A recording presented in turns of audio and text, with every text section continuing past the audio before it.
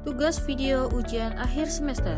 Jawaban nomor 1. Perilaku organisasi adalah suatu bidang studi yang mempelajari bagaimana individu, kelompok, dan struktur organisasi berperilaku dan berinteraksi dalam suatu lingkungan kerja. Fokus utama dari perilaku organisasi adalah memahami, memprediksi, dan mengendalikan perilaku manusia dalam konteks organisasi untuk meningkatkan efektivitas dan efisiensi organisasi secara keseluruhan.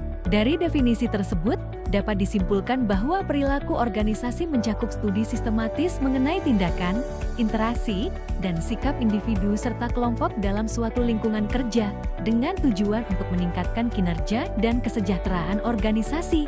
Konsep dasar dalam perilaku organisasi terdiri dari 3 elemen utama. 1. Individu dalam organisasi. 2. Kelompok dalam organisasi. 3. Struktur dan proses organisasi.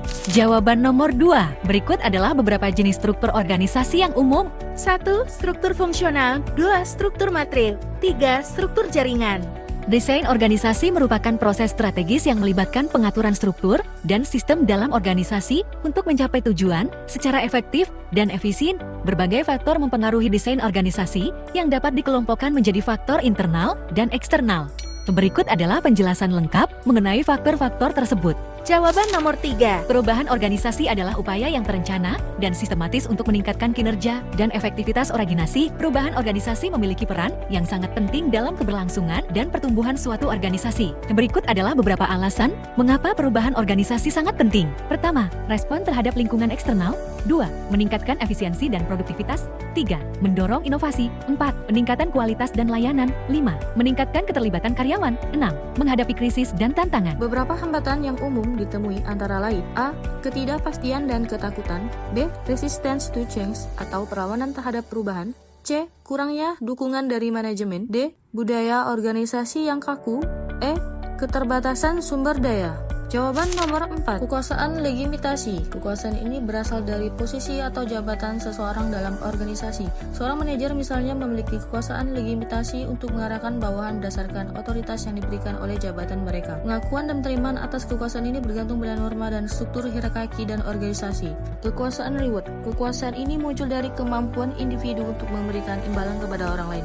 Imbalan tersebut bisa berupa promosi, kenaikan gaji, pengakuan, dan fasilitas lain yang dapat motivasi karyawan untuk mengikuti arahan atau keinginan individu yang memiliki kekuasaan reward. Kekuatan ini sering digunakan dalam konteks motivasi karyawan. Kekuasaan core berlawanan dengan kekuasaan reward. Kekuasaan core vice berasal dari kemampuan untuk memberikan hukuman dan sanksi kepada orang lain. Kekuasaan ini dapat bersifat formal seperti memecat karyawan atau memberikan peringatan, maupun informal seperti mengucilkan seseorang secara sosial. Meskipun kekuasaan ini dapat menghasilkan kepatuhan dalam jangka pendek, penggunaan berlebihan dapat menciptakan ketidakpuasan dan mengurangi moral.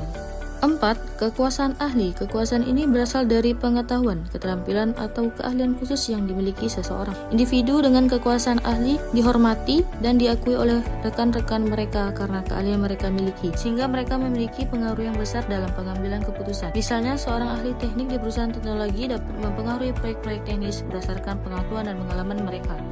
5. Kekuasaan referensi. Kekuasaan referensi didasarkan pada daya tarik pribadi dan kemampuan seseorang untuk membangun hubungan yang positif dengan orang lain. Individu yang memiliki karisma, integritas, atau sifat-sifat positif lainnya seringkali memiliki pengaruh besar di antara rekan-rekan mereka. Mereka mampu memotivasi dan memengaruhi orang lain untuk mengikuti pendapat atau arah mereka tanpa harus menggunakan kekuatan formal. Mengganggu pengambilan keputusan ketika politik lebih diutamakan dibandingkan dengan mempertimbangkan rasional dalam pengambilan keputusan. Hal ini dapat menghasilkan keputusan yang buruk dan berdampak negatif pada organisasi. Pengaruh politik dalam organisasi. Politik organisasi dapat memiliki berbagai pengaruh, baik positif maupun negatif, yang mencakup: A. Pengaruh positif. Yang pertama, membangun aliansi. Kedua, mengatasi hambatan. Ketiga, fasilitasi perubahan. Pengaruh negatif menyebabkan ketidakpuasan, merusak moral, dan mengganggu pengambilan keputusan. Strategi untuk mengelola politik dalam organisasi antara lain: A. Menciptakan budaya transparansi. B. Mendorong keterlibatan karyawan. C. Mengembangkan kepemimpinan yang etis. D. Menyediakan pelatihan dan pengembangan.